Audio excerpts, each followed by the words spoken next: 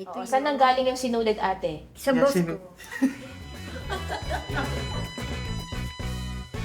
So, nagsimula yung business namin 30 years ago. Kilala kami as Aling Mercy. Habang tumatagal, dumadami po yung mga kliyente niya. Pinupuntahan na kami sa bahay, marami na nagpapagawa. Nung nag-pandemic, may mom, gusto niya talagang i-close na yung business. Paano yung mga nagbuburda sa amin? We need to keep the business going. Nag-switch kami sa Facebook. Doon namin binenta yung mga barong online. Mas dumami yung clients namin. Doon namin kinailangan talaga ng need for logistics. Ang atake kasi namin sa clients namin, we want it to be personal.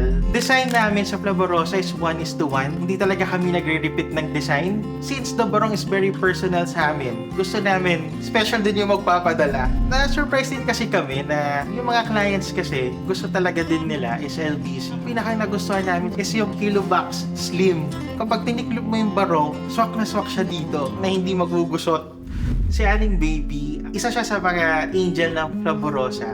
I would not mention lahat ng mga bordadera natin, pero I would like to honor all of them. Meron kami mga 70 plus years old, mga 80 years old na nagbuburda pa. And ngayon, the youngest would be 13 years old. It's actually a hope for us na may magpapatuloy nung tradition namin ng pagbuburda mo. Nagsimula akong manihi. 15 taong lang ako. 55 years old na akong nananihi. Since mahal niya yung ginagawa niya, yun yung lumalabas sa trabaho niya. Kaya nagiging maganda yung burda niya.